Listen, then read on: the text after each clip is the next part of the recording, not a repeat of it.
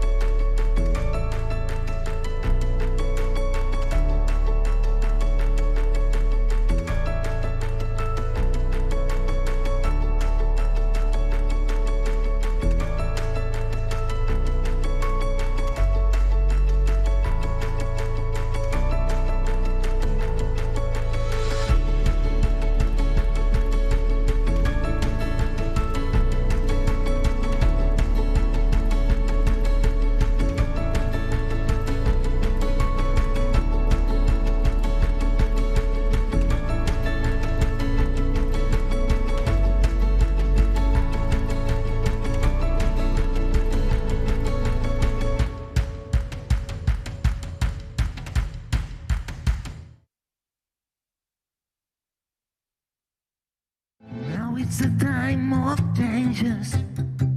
Now is the time to move on. This is the time for solutions. Feel the motion. BNEW is born. BNEW, none of you. Now I'm connected to you. BNEW, none of you. BNEW will do it for you. This is the time for solutions. BNEW is for you.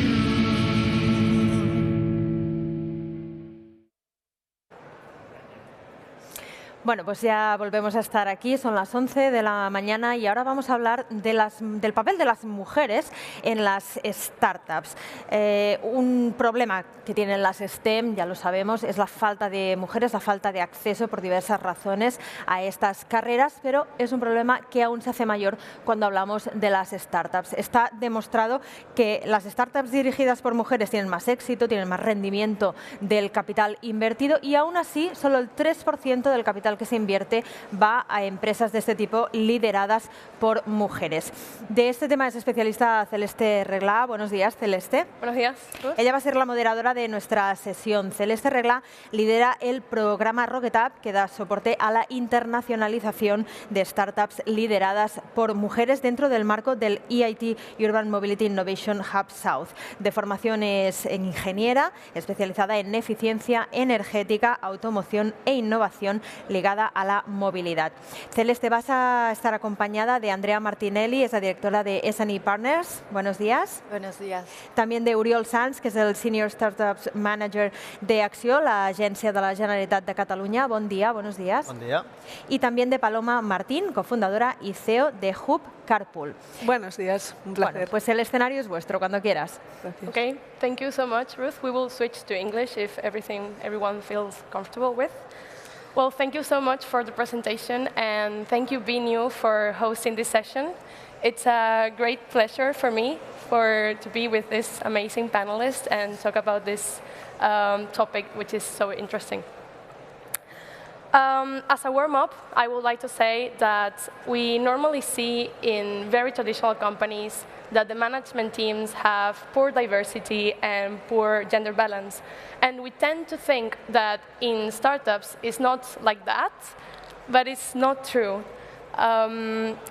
Actually, just to give one number before we go into the session, from every 10 euros invested in Europe in startups, 9.3 go to the ones that are run by all men teams, not even mixed ones. So, well, we are here to say a bit more details about this, the most important causes of why it is like this, how the world is taking action today, and what can we expect from the future. To do this, we will have this very high-level panelists. First, Paloma Martin. She's the CEO and co-founder of Hoop Carpool. Hoop Carpool is a startup that aims to promote carpooling in cities, especially for universities and corporates. And they are actually raising a 1 million round right now, so if you're interested. Then we have Uriol Sanz. He's a senior startup manager at Acció, the Catalan agency for competitiveness. And he works on the growth of Catalan startups in order to become scale-ups and also to help them internationalize. And finally, we have Andrea Martinelli. Andrea is the director of our mergers and acquisitions in S&A Partners, a corporate finance and fundraising advisor. She has been investing in startups for more than 10 years, co-founded Impulse for Women, Women Angels for STEAM, and Diversity VC Iberia. Please, let's give a warm applause for the speakers. Well, let's start. I would like to start with Uriol. Uriol, what's happening? Can you please share your thoughts based on your experience on how diverse and gender balanced is the startup world? Okay. Well, I'm going to talk about the startup world here in Barcelona. Okay. I would say diversity and gender balance is still an issue. Okay. However, it's getting better in terms of balance each year after year. Last week, the Global Entrepreneurship Monitor report was unveiled. And for example, we're seeing that at the beginning of all companies, I'm not talking about just only startups, okay? There was a 54% male founded and 46% companies founded by women, okay? So we're seeing that we are getting closer. However, when we are talking about startups, and in this case we launch a report every year, we have that only 20% of teams of those 2,000 startups have women in the leading positions or C-levels, okay? So we have a lack, okay? What else about diversity? For example, we have 17% of those companies founded by foreign-born people, okay? So it's not a lot, but it's also getting better in terms of diversity. And then finally, I would say that, for example, taking into account that investors are also part of the ecosystem, okay? We're having that in venture capital, we have less investors. We have more investors in business angels networks. And in crowdfunding or equity crowdfunding, for example, we have a great deal of investors who are women. Okay, so depending on the investment vehicle, we have more women. Okay, so maybe the digital world allows to come over those difficulties in terms of diversity. And I would just add one thing, that in venture capital, for example, women that are in the impact field or the life sciences field are in percentage higher than the global percentage of women in those fields. So it seems that women have a kind of interest in impact and also in life sciences. Yeah, it's true. And what about your perspective, Andrea, as an investor and the investor community also? So from an investment community, we, as a diversity VC, we made a study, and we looked at all venture capital investment community in Iberia to look at the percentage of women as decision makers in VCs. Mm-hmm. And we found that here in Iberia, it's 12%. 12. Yeah. And, and obviously that would generate some bias in investing, and we're going to talk a little bit about that later. No, you continue. So what we are trying to do is to figure out why is that so, and with Diversity VC, we try to make this research and publish this research every year to see how the mix of diversity, and not only women, but it is developing, and it's getting better in gender, in ethnicity, and in background. And trying to get from the other side of the table a little bit biased, that given that unconscious bias exists, we better have it on the decision-making side as well, right? Of course. So you say that with these biases, like how is this reflected in the reality, like in the questions we make, the investors make, or? So there are some studies published, right, on the different type or angles of questions that are made when you're actually hearing a pitch. So we heard that, towards male founders, it's more like towards the growth questions and how you're going to actually grow your company, et cetera, et cetera. And for female founders, for instance, it's more like risk averse. How do you prepare for that risk? What is the risk of this and that, right? So, yeah, I guess we need to just be very aware of this at first, and be able to change that on ourselves, but also have such a diverse team in the table, so those questions will come from all over the place and will be a little bit more balanced. Of course. So it's not that women invest in women and men in men. No, I would hope that that's not the case, but you tend to choose something that is close to what you are like, right? So if that's the case, and it exists and it's a fact, besides bringing it to consciousness, well, let's have more different people around the table deciding where their money is going towards. So, so I'm thinking that bias do exist, and you might tend to look more favorably some things that are close to your beliefs, and therefore let's mix the beliefs on the table. Yeah, have a mix of biases then. Okay, and Paloma, how you have lived this lack of parity yourself as a CEO, entrepreneur, and co-founder?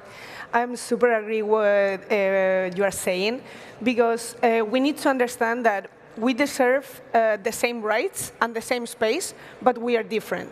And woman is more alike to another woman, and man is more alike to another man, and that's easier to empathize. It's nobody's fault. It's a real situation that occurs. So I'm super agree with that. I experienced it myself so many times, I have to say. The very last one, which actually has been I was going to say the darkest one, but it was an amazing investment forum in Malaga about mobility last week. We were around 25 startups and around 50 investors.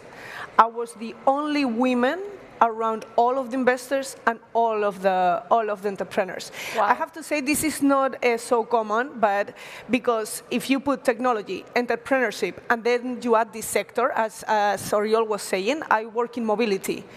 So mobility, if it was an investment forum, maybe of another thing, lifestyle different, because I have so many women entrepreneurs and CEOs, but not in this forum. So I've experienced this, and it happens that when you are the only women in the room, you notice, and everybody notices. So the conversations in the afterworks and the comments, everybody mentions it because it's notable, you know? So yes, I've experienced it. I have to say I think it's nobody's fault, but it's everybody's responsibility. So we need to start, I think, doing what we are doing, and I think we will continue talking about that now. But yeah, for sure, we need to equilibrate. I mean, women, we are 50% of the population. It's not normal that you go to any event and you are the only women. It's like anti-natural. Of course, of situation, course. Must feel like intimidating at least, right? Sometimes. Yeah. I don't feel intimidated. I have to say. No, but maybe but alone. It could be. No. It could be. Yeah. Well, because you have this amazing personality, but no, but because we all do have to empower that, right? But it could be for sure. Yeah. Okay, so we are entering in the why this is happening, right? Where we have mentioned a bit of the biases in the questions, the natural proximity, and I will like to know a bit more about these insights on why it's happening. And again, Paloma, can you give us? Yeah. My opinion here is so clear. Role models. We need women to look up to. I mean, if you go interview in the street, how many business people do you admire? Steve Jobs, Jeff Bezos, Elon Musk. I'm pretty much sure that out of 100 people, nobody will say a woman. I'm pretty sure about that. And it's not because they are not women so successful. There are not as many, that's true. But we need to feel sure that the ones that are successful start being more noticeable, because kids need to admire people, and they will enter technology because they want to be like, and girls don't feel like a role model. I mean, only men. I think we need to start from there. So then more women will enter technology, will enter entrepreneurship, so more women role models that we will have in the future. So it's like a constant circle, yeah. And now we need to push a little bit in order to accelerate that progress. Okay, thank you. And what about your perspective, Oriol, on the causes of these differences? There are differences between men and women, as it has been said. Okay, women may, as far as I see it, women are more prudent when analyzing risks. Okay, you know, when you are in the startup field, you gotta be kind of crazy, okay, in order to get in.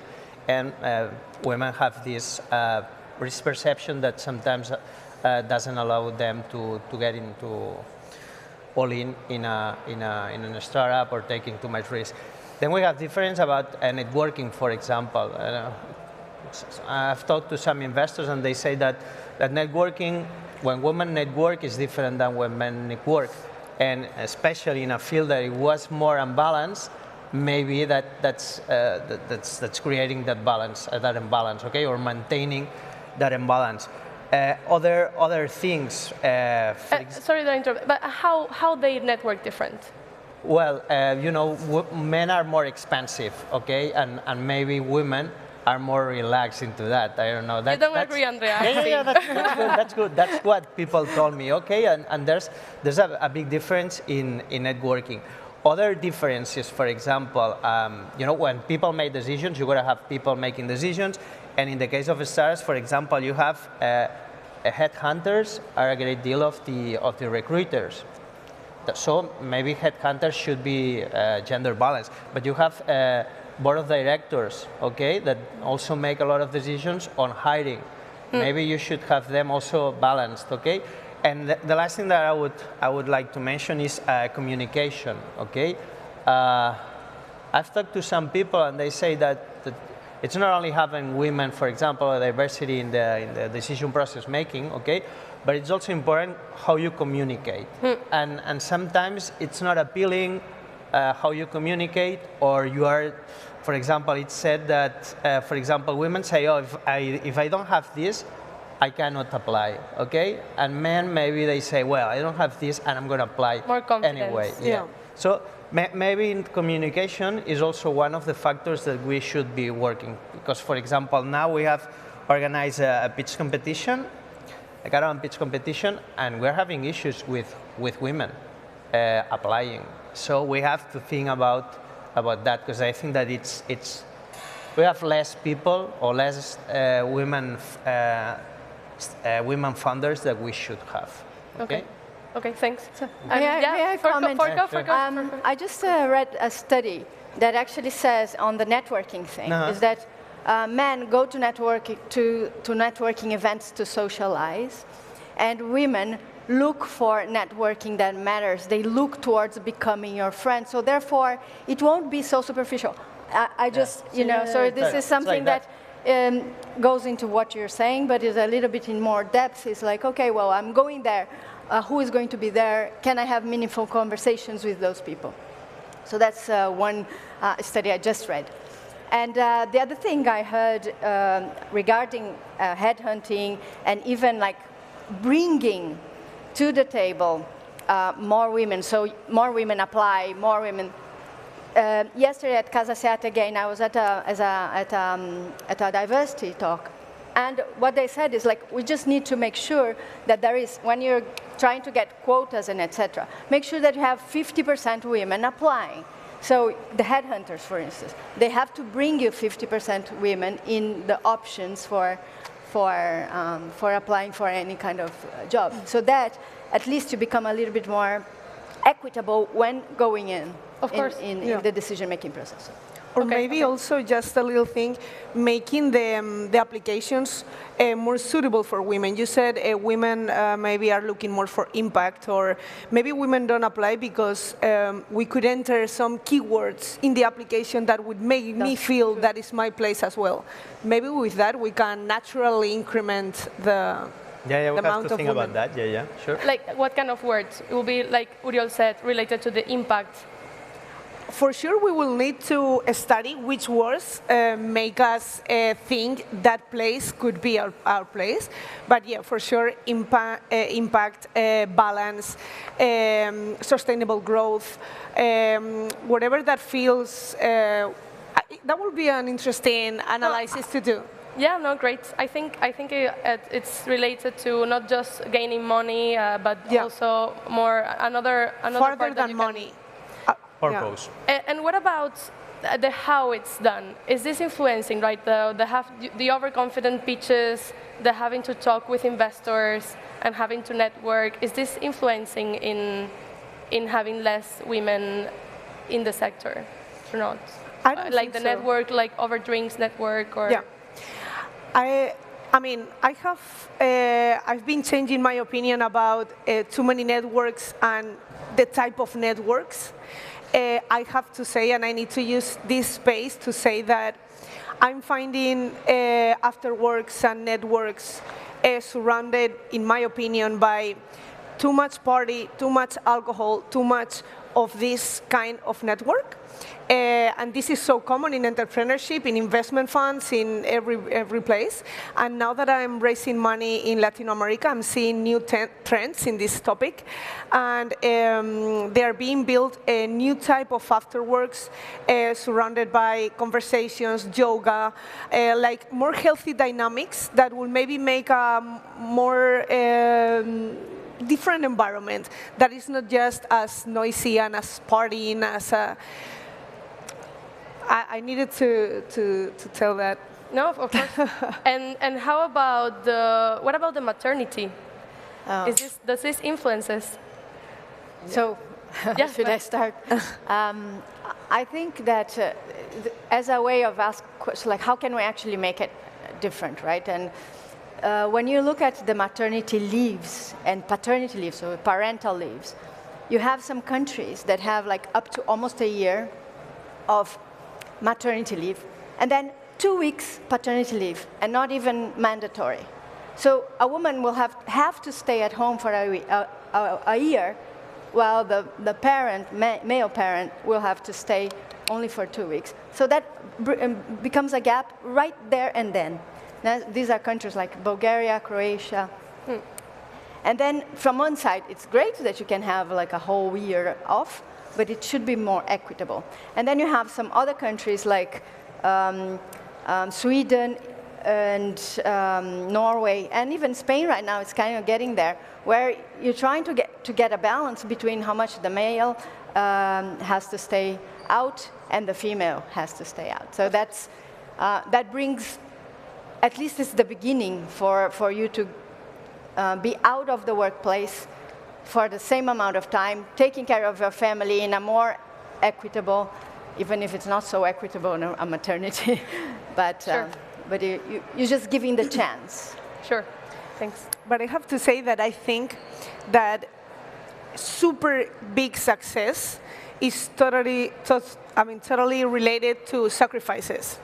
So I'm pretty much sure that not Elon Musk or whatever other super successful women, I'm talking about the extreme, I think that is not balanced with maternity or paternity by any ways. So I think women need to understand that they are gonna have to do sacrifices, but as Andrea is saying, if the man also does sacrifices, then you can balance, and both parents can be quite nice, successful. Maybe we are not going to be Elon Musk because we have a family, but we can be both quite successful if we balance responsibility and sacrifices.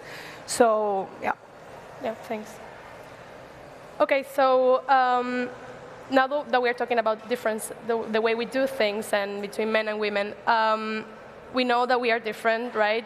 Let's say because of social things or DNA, let's not get into that, but would you say that there is a difference between how a woman runs a startup and how a man runs a startup? Me again? I do think so, because for sure we are different in so many ways. We are more intuitive, men are more pragmatic. So for me, the perfect combo is to be women and men co-founding. In my startup, we are 4 co-founders, 2 women, 2 men, and it's totally balanced in that sense. And we can totally feel what the women are bringing into the meetings and what the men are bringing into the meetings, and both things together are the perfect complement. I mean, we are the perfect complement. We need to be together, for sure.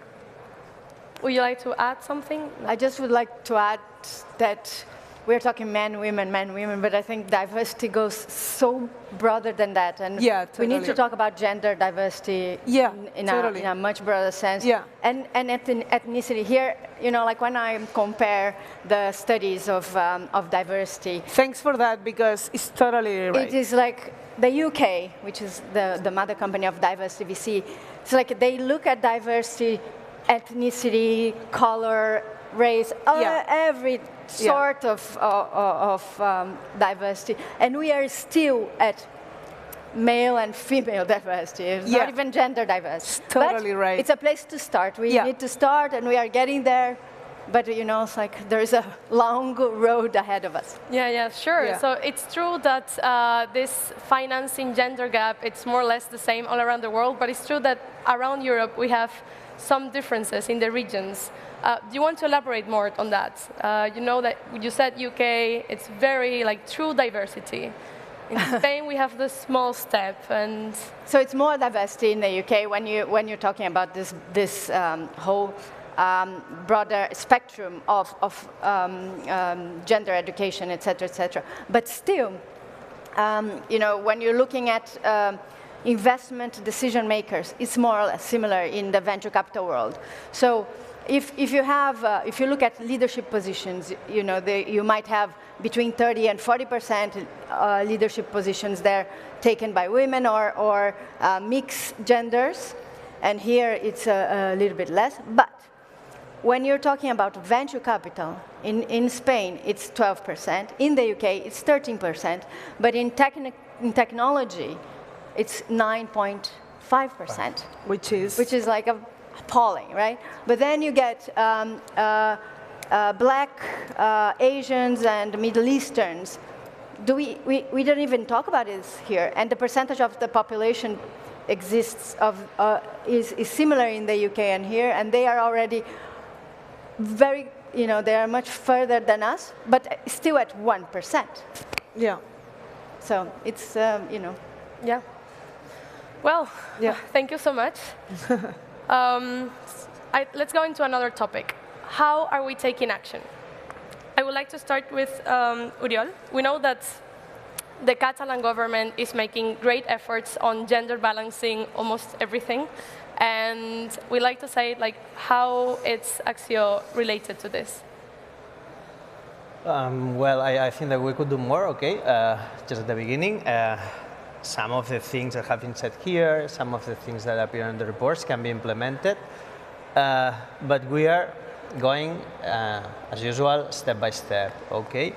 So the first thing that we are doing is, and thanks also for some campaigns in Twitter, for example, asking where are the women, okay, on Son las Donas. We are trying to have a balance, for example, in panels, okay, having panels and all the events balanced as far as we can, okay. So I personally am more in favor, as she was saying, Andrea, about creating a field where you have the same opportunities, okay. Taking into account that maybe you don't have the same opportunities, okay, at the beginning, but we're on this. So and then the other thing we are for example, we have a grant for startup technological startup companies that when there are women in the board of directors, okay, we give them more points, okay.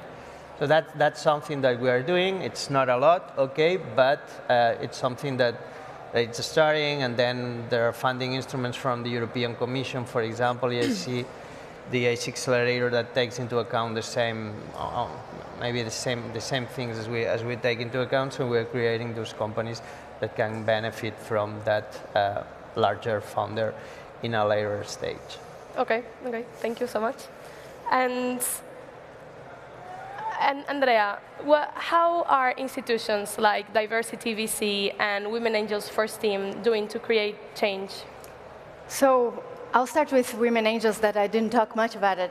So Women Angels is a group of women that started as 40 co-founders that had a vision of getting more women investors, women founders invested in. Okay, so that we are all women now, and we are more than 150. Wow. And we have invested in more than 26 startups, 40 rounds in total of investments over since 2018. Mm-hmm. And what we try to do is to get women to be comfortable in joining our team. It's very professional, the whole process. And so they start learning with us, which we also learned all together, how to invest in startups.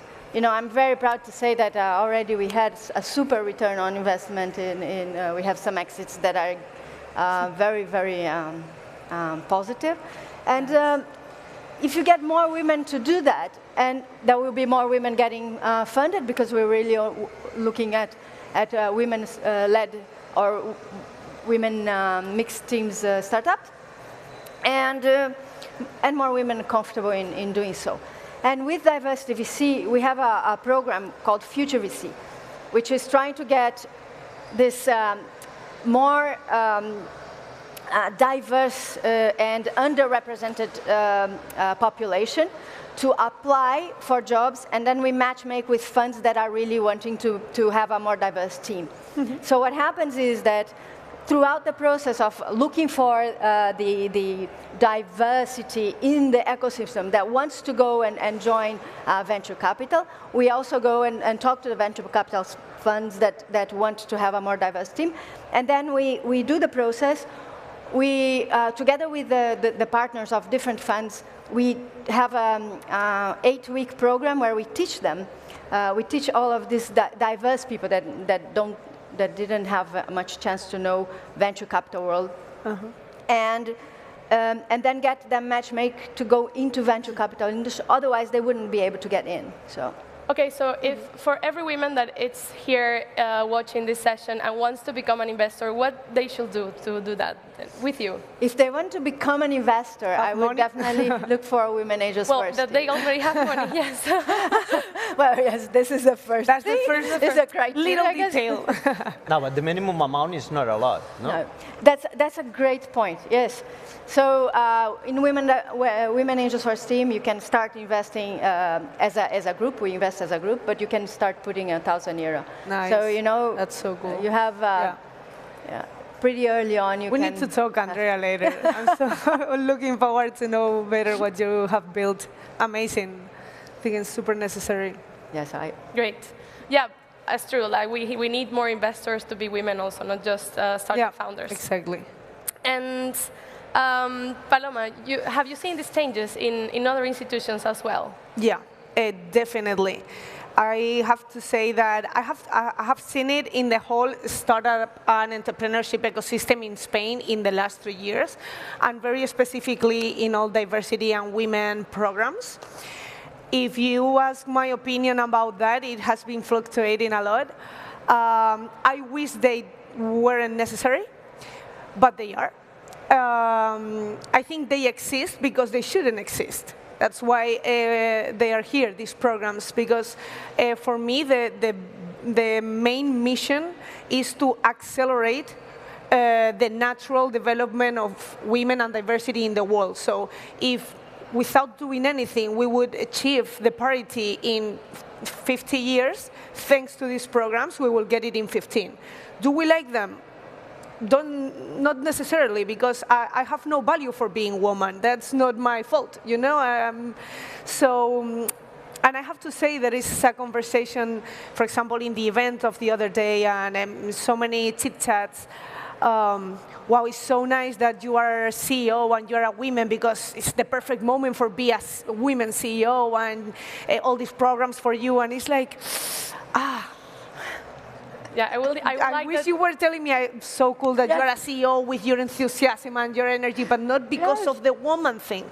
And it's a trend nowadays, so it's trendy. And how about the trendy? I don't feel comfortable in the trendy, but I need to be part of it because I want the acceleration to be closer, and I want to do what I can do in that rolling model that I was saying.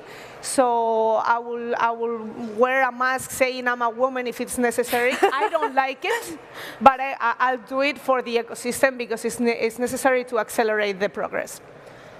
And do you want to add something? No. No, I completely agree on what they are saying, and especially that's a personal experience and situation. Okay, so I think that it's more valuable than other, experiences when you are seeing things or talking to other people. Yeah, totally. And what do the people that are part of Diversity VC and Women Just for STEM, do they have the same feeling? So I think I agree with you in terms of, it will be good when women that is not that great don't, that is not necessarily super accomplished and everything, will be just part of the ecosystem as much as absolute amazing women. So I think until we get to this stage, we need to have support, and we need to make sure that we get more and more. And I think eventually everything will balance out. So, but this first push is super, it's very important, and no matter, it feels unnatural sometimes, but I think that's what we need to have, It happened with quotas in the past, and until we get to more equality in how. And I think it's like we are all different. We just need to be appreciated by our differences. And I think also that, it's not like just inviting to the party. You need to ask us to dance. So it's like working with us and actually making it an everyday situation. Totally. Can I suggest a question? Yeah, of course. Okay, because I was talking the other day to an investor, okay, and she was saying, for example, she was questioning prices for women, for example, okay? So what do you guys think about, for example, a specific price for women entrepreneur? Is this good or is this bad? She had an opinion. Ask the founder, exactly, CEO. Exactly. I will say the same. I don't like that price because I don't have any value on being a woman. It's valuable to be a mother or to be anything else, but a woman is like, I didn't choose this. Why? So I have mixed feelings. I'm pretty sure I will be changing my mind continuously.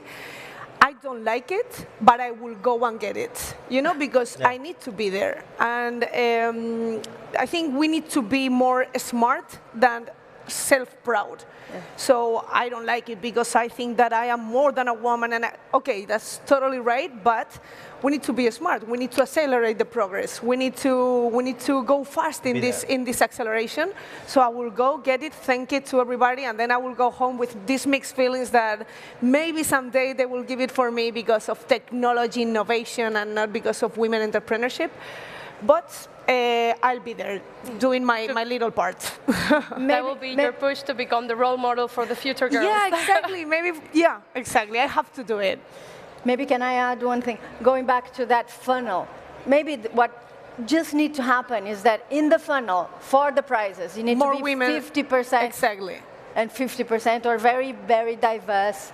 And that's enough. That's enough because then the prize doesn't need then the prize doesn't need to be for women or for men. They have the same probabilities of, as we said, the world is built by 50% of women, 50% of men. It's natural that we try to have that representation in everything we do, or more or less, but not 1 versus 200 men, you know? Of course, no, and this diversity in the management decisions and in the startups, they bring more perspectives and more ideas and more innovation at the end, right? So yeah, totally. Now that we are talking about the future, like to accelerate this, right? I would like to ask, what are our objectives for the future?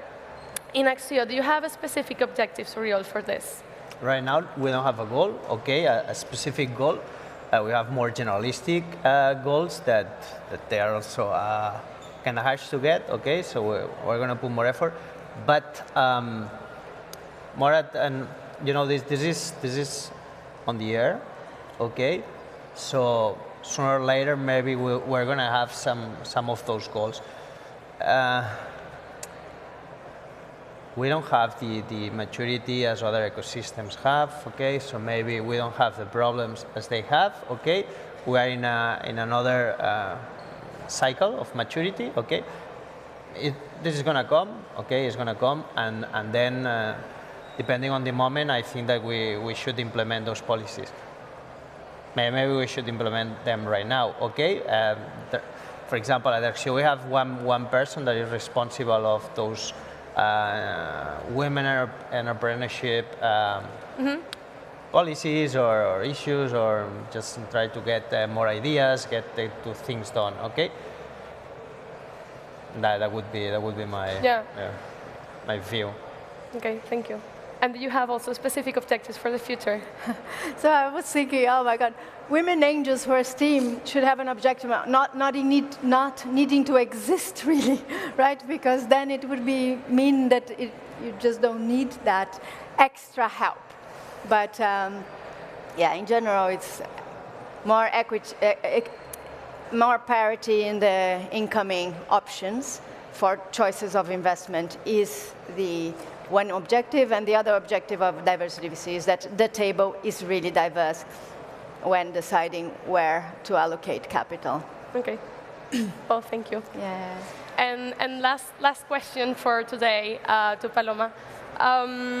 What are your hopes for the future as you grow as a founder, and also for the future young girls that want to found a startup in the future? Nice. Beautiful question. Thank you for letting me close in as well.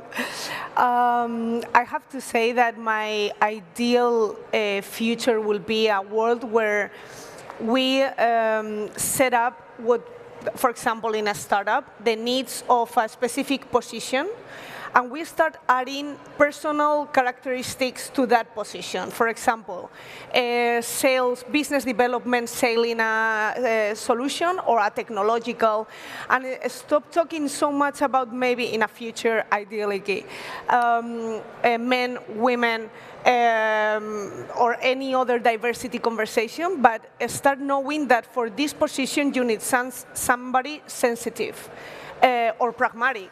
Intuition is necessary or not.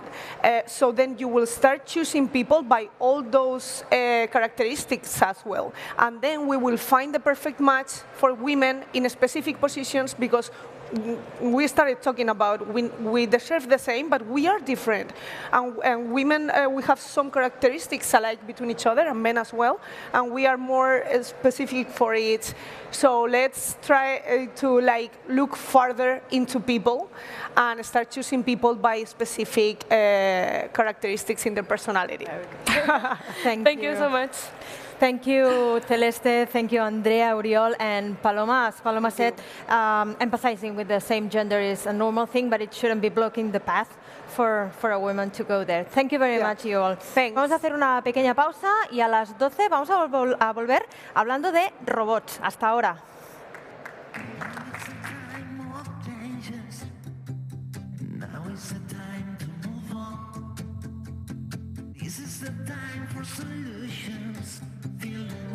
Fabricamos talento, fabricamos innovación y, cómo no, sostenibilidad. Fabricamos una nueva economía y un mundo nuevo, en 3D, por supuesto.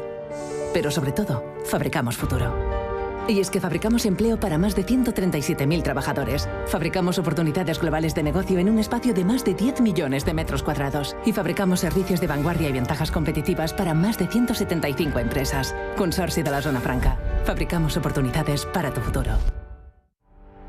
Welcome to D-Factory, the factory that develops talent, technology, innovation, and of course in the heart of Barcelona. After all, D-Factory is consolidating Barcelona as a European capital of development for Industry 4.0, for digitalization, for transformation, creating 1,500 direct jobs and 5,000 indirect jobs in the city, close to the metro, the harbour and the airport.